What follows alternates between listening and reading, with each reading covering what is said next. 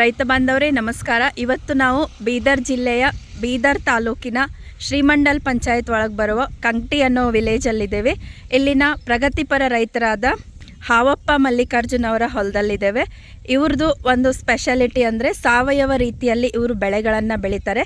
ಇವತ್ತು ಯಾವ ರೀತಿಯಲ್ಲಿ ಏನೇನು ಇವರು ಉಪಯೋಗಿಸ್ಕೊಂಡು ಎಷ್ಟು ಇಳುವರಿಯನ್ನು ಶೇಂಗಾ ಬೆಳೆಯಲ್ಲಿ ತೆಗಿತಾ ಇದ್ದಾರೆ ಅನ್ನೋದನ್ನು ನೋಡ್ಕೊಳ್ಳೋಣ ಬನ್ನಿ.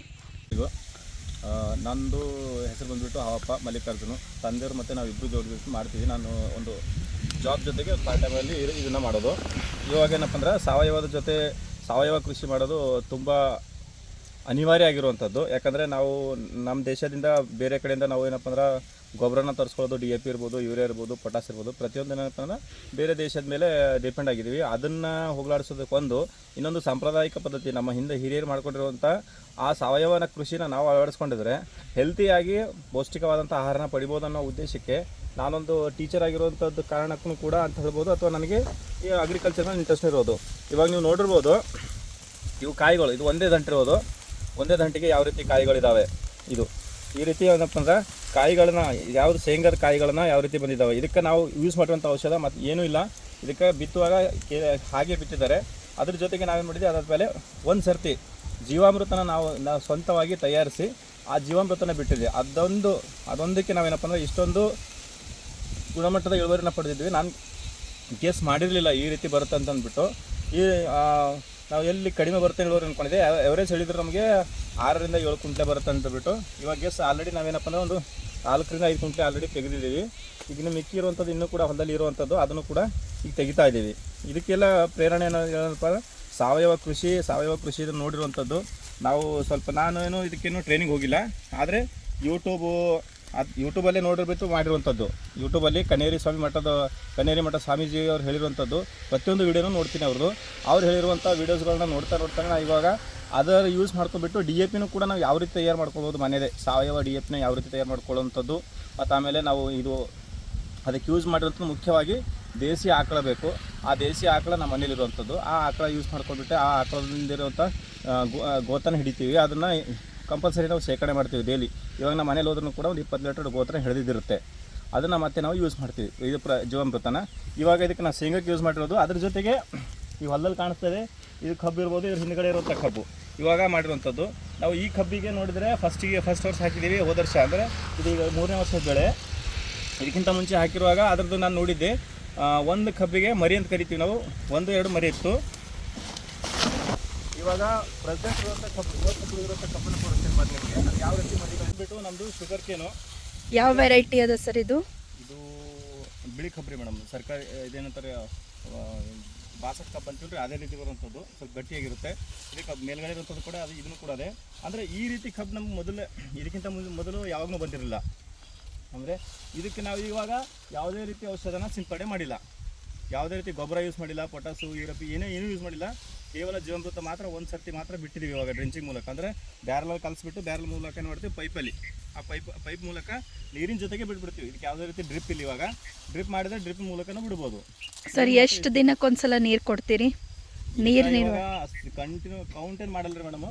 ಆದರೆ 15-20 ದಿವಸಕ್ಕೆ ಒಂದು ಸರ್ತಿ ನೀರು ಕೊಡ್ತೀವಿ ರೀ. ಇವಾಗ ಸ್ವಲ್ಪ ನೀರು ಬೇಸಿಗೆ ಇರೋ ಕಾರಣ ನೀರು ಕಡಿಮೆ ಆಗಿದೆ.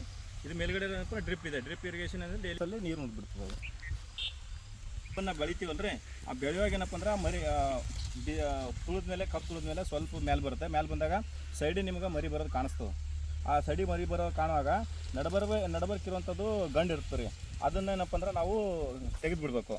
ಅದನ್ನು ತೆಗೆದುಬಿಟ್ಟೆ ಅಂದರೆ ನಾವು ಇದಕ್ಕೆ ಈ ಕಬ್ಬಿಗೂ ಕಾಣಿಸ್ತದೆ. ಇಲ್ಲಿ ಇದಕ್ಕೆ ಮರಿ ಎಸ್ತದ ನೋಡ್ರಿ. ಈಗ ಇದು ಒಂದೇ ಕಬ್ಬು, ಇದಕ್ಕೆ ಮರಿ ಎಸ್ತದ. ಇಲ್ಲಿ ನಮ್ಮ ಮುಂದೆ ತೋರಿಸ್ತಾರೆ. ನಮ್ಮ ಮುಂದೆ ಕೆಲವೊಂದು ಮುರಿದೀನಿ ಇಲ್ಲಿ ನೋಡಿರಿ. ಕಬ್ಬು ಇದ್ರ ಮಧ್ಯದ ಇಲ್ಲಿಂದ ನಾವು ಮರಿ ಮುರಿದ್ಬಿಟ್ರೆ ಒಂದಕ್ಕೆ ಎಸ್ತದ ನೋಡ್ಲಿಕ್ಕ. ಅಂದರೆ ಒಂದಕ್ಕೆ ಕಂಪ್ಲೀಟಾಗಿ ಮರಿ ಬಂದುಬಿಡ್ತಾವೆ, ಸಮವಾಗಿ ಬಂದುಬಿಡ್ತಾವೆ. ಮತ್ತು ಮೇಲ್ಗಡೆ ಮತ್ತು ಅದ್ರ ಎಲೆಗೂ ಇದ್ರ ಎಲೆಗೂ ಕೂಡ ವ್ಯತ್ಯಾಸ ಅದ. ನಾರ್ಮಲ್ ಆಗಿರುವಂಥ ಕಬ್ಬಿಗೂ ಇದ್ರ ಎಲೆಗೂ ಕೂಡ ವ್ಯತ್ಯಾಸ ಇರ್ತದೆ. ಸರ್ ಈಗ ರೋಗ ಅದು ಬಂತಂದ್ರೆ ಹೆಂಗೆ ಮ್ಯಾನೇಜ್ ಮಾಡ್ತೀರಿ? ಈ ಪ್ರೆಸೆಂಟು ಯಾವುದೇ ರೀತಿ ರೋಗ ಇಲ್ಲರಿ ಈ ಕಬ್ಬಿಗೆ. ಯಾವಾಗಲೂ ಬಂದರೂ ಕೂಡ ಇದು ಸುಳಿ ರೋಗ ಬರುತ್ತೆ ಹೆಚ್ಚು. ಇದು ಸುಳಿ ರೋಗ. ಇದನ್ನು ಹೆಚ್ಚು ಏನು ಮಾಡ್ತೀವಿ, ನಾವು ಮುರಿದ್ಬಿಡ್ತೀವಿ. ಇದನ್ನು ಈ ರೀತಿ ತೆಗೆದುಬಿಡೋದು. ಇದ್ರ ಒಳಗಡೆ ಏನಪ್ಪ ಅಂದ್ರೆ ಒಂದು ಹುಳಿ ರೀತಿ ಏನೋ ಇರುತ್ತೋ ಅಂತಾರೆ. ಸುಳಿ ರೋಗನ ಇದು ನಿಯಂತ್ರಣ ಮಾಡೋದಕ್ಕೆ ಇನ್ನೂ ಏನೂ ಇದು ಮಾಡಿಲ್ಲ, ಔಷಧ ಮಾಡ್ಬೇಕಂತ ಇದು ಮಾಡಿದ್ದೀವಿ. ಈ ರೀತಿ ಸುಳಿ ರೋಗ ಇರುತ್ತೆ. ಇದು ಮುರಿದು ಬಿಡ್ಬೇಕು, ಹೆಚ್ಚು ಮುರಿದ್ಬಿಟ್ಟು ಹೊರಗಡೆ ಎಸಿಬಿಡಕ್ಕೆ. ಅಂದರೆ ನೀವು ಯೂರಿಯಾ ಬಳಕೆಯನ್ನು ಜೀವಾಮೃತ ಇವೆಲ್ಲ ಬಳಸೋದ್ರ ಮೂಲಕ ಮ್ಯಾನೇಜ್ ಮಾಡ್ತೀರಿ. ಇವಾಗ ಪ್ರೆಸೆಂಟ್ ಆಗಲಿ ಯೂರಿಯಾ DAP ಯಾವುದೂ ಯೂಸ್ ಮಾಡಿಲ್ಲ ರೀ. ಈಗ ಸದ್ಯ ಜೀವಾಮೃತದ ಮೂಲಕನೇ ಮ್ಯಾನೇಜ್ ಮಾಡಿದ್ದೀವಿ, ಸರಿಯಾಗಿದ್ದಾರೆ ಬೆಳೆ, ಅದನ್ನೇ ಕಂಟಿನ್ಯೂ ಮಾಡ್ತಾ ಇದ್ದೀವಿ. ಬೇರೆ ಬೆಳೆಗೂ ನಮ್ಮ ತಂದೆಯವರು ಇವಾಗ ಏನಂದ್ರೆ ಬೇರೆ ಬೆಳೆಗೂ ಅದೇ ಯೂಸ್ ಮಾಡ್ರಿ ಅಂತ ಹೇಳ್ಯಾರ. ಇವಾಗ ಎಷ್ಟು ವರ್ಷದಿಂದ ಇದನ್ನು ನೀವು ಸಾವಯವ ಬೇಸಾಯವನ್ನು ಮಾಡ್ಬೇಕಂತೇಳಿ ಪ್ಲ್ಯಾನ್ ಮಾಡಿದ್ದೀರಿ ಸರ್? ನಾನು ಸುಮಾರು 6 ವರ್ಷದಿಂದ ಪ್ಲ್ಯಾನ್ ಮಾಡ್ತಾ ಇದ್ರಿ. ಆದರೆ ಇದಕ್ಕಿಂತ ಮುಂಚೆ ಏನಪ್ಪ ಅಂದ್ರೆ ನಾನು ಒಂದು ಬೇರೆ ಕಂಪ್ನಿ ಅಂದರೆ ಆರ್ಗ್ಯಾನಿಕ್ ಫರ್ಟಿಲೈಸರ್ ಅಂತ ಕಂಪ್ನಿದು, ಅದು ಆರ್ಗ್ಯಾನಿಕ್ ಮಟೀರಿಯಲ್. ಎಕ್ಸಾಂಪಲು ಅದು ಈಗ ನಾವು ಹೇಳಬೇಕಾದ್ರೆ ಅದ್ರ ಹೆಸರು ಏನಪ್ಪ ಅಂದ್ರೆ ಮೋದಿ ಕೂಡ ಅದೇ ರೀತಿ ರಿಸಲ್ಟ್ ಕೊಡ್ತು ನನಗೆ. ಅದರಲ್ಲಿರುವಂಥ ಪ್ರಾಡಕ್ಟ್ ಇವನು ಯೂಸ್ ಮಾಡ್ತೀನಿ ನಾನು. ಎಲ್ಲಕ್ಕಿಂತ ಕಡಿಮೆ ಬಜೆಟಲ್ಲಿ, ಅಂದರೆ ಅದನ್ನು ಯೂಸ್ ಮಾಡೋದು ಮಟೀರಿಯಲ್ಲು ಕಡಿಮೆ ಬಜೆಟಲ್ಲಿ ಜಾಸ್ತಿ ಇಳುವರಿನ ಪಡೆದೀನಿ ನಾನು ಇದುವರೆಗೂ. ಎಷ್ಟು ಇಳುವರಿ ನೀವು ಅಪೇಕ್ಷೆ ಮಾಡ್ತೀರಿ ಸರ್? ಈ ವರ್ಷ ನನ್ನ ಪ್ಲ್ಯಾನ್ ಅಂದರೆ 60ರಿಂದ ಸುಮಾರು ಇದು 1 ಎಕರೆ 5 ಗುಂಟೆನೋ ಅಡಿ ಬರ್ಬೋದು ರೀ. ಇದರಲ್ಲಿ ಸುಮಾರು ನನಗೆ 60 ಟನ್ಗಿಂತ ಜಾಸ್ತಿ ಮಾಡಬೇಕು ಪ್ಲ್ಯಾನ್ ಆಗ್ತೀರಿ ಮೇಡಮ್. ಇದರಲ್ಲಿ ಕಡಿಮೆ ಆಗಿದೆ, ಅದನ್ನು ಕೂಡ ಅಡ್ಜಸ್ಟ್ ಇನ್ನೂ ಕೂಡ ಯಾವುದೇ ರೀತಿ ಬೆಳೆಗೆ ಹಾನಿ ಆಗಲ್ಲ ನೋಡ್ಕೊಂಡಿದ್ದೀವಿ ರೀ. 60ಕ್ಕಿಂತ ಜಾಸ್ತಿ ಮಾಡ್ಬೇಕಂತ ಪ್ಲ್ಯಾನ್ ಆಗ್ತೀರಿ ಸರ್. ಕೊನೆಯದಾಗಿ ಯಂಗ್ ರೈತರಿಗೆ ನೀವು ಏನು ಮೆಸೇಜ್ ಕೊಡ್ಲಿಕ್ಕೆ ಬಯಸ್ತೀರಿ?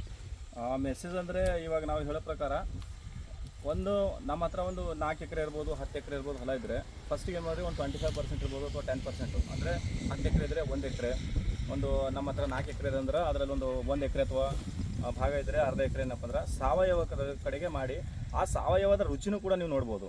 ಅದ್ರ ರುಚಿನೂ ಟೇಸ್ಟ್ ಬೇರೆ ಇರುತ್ತೆ, ನಾವು ಕೆಮಿಕಲ್ ಯೂಸ್ ಮಾಡೋಂಥ ಟೇಸ್ಟೂ ಬೇರೆ ಇರುತ್ತೆ. ಸಾವಯವ ಮಾಡಿರಿ, ಸಾವಯವದಿಂದ ಏನಪ್ಪ ಅಂದ್ರೆ ಹಂತವಾಗಿ ಚೇಂಜಸ್ ಮಾಡ್ಕೊತಾವ್ರಿ. ಮನೇಲಿ ಒಂದು ಆಕಳು ಇರಬೇಕು, ದೇಸಿ ಆಕಳು. ಆ ದೇಸಿ ಆಕಳಿಂದ ನಿಮ್ಗೆ ಆಗುವಂಥ ಯೂಸಸ್ಗಳು ಭಾಳಷ್ಟು ಅದಾವೆ. ದೇಸಿ ಆಕಳ ಗೋತ ಇರ್ಬೋದು ಅಥವಾ ಹೆಂಡೆ ಇರೋ ಮನೇಲಿ ಬಿದ್ದರೆ ಹಾರ್ಟ್ ಪೇಷಂಟ್ ಕೂಡ ಕಡಿಮೆ ಆಗುತ್ತೆ. ಆ ರೀತಿ ಇರುವಂಥ ಭಾಳಷ್ಟಿದೆ. ಆ ದೇಸಿ ಆಕಳದು ಹೆಂಡೆ ಮತ್ತು ಗೋತದಿಂದ ಸಾವಯವ ಕೃಷಿನ ನಿಧಾನವಾಗಿ ಹಂತವಾಗಿ ಸ್ಟಾರ್ಟ್ ಮಾಡಿರಿ ಅಂತ ಹೇಳೋದಕ್ಕೆ ಇಷ್ಟಪಡ್ತೀನಿ ಇದು. ಧನ್ಯವಾದಗಳು ಸರ್. ನಿಮ್ಮಂಥ ಕೃಷಿಕರು ನಮ್ಮ ಕೃಷಿಯಲ್ಲಿರಬೇಕು, ಯುವ ರೈತರು ಕೃಷಿಗೆ ಬರಬೇಕಂತ ಹೇಳ್ತೀವಿ.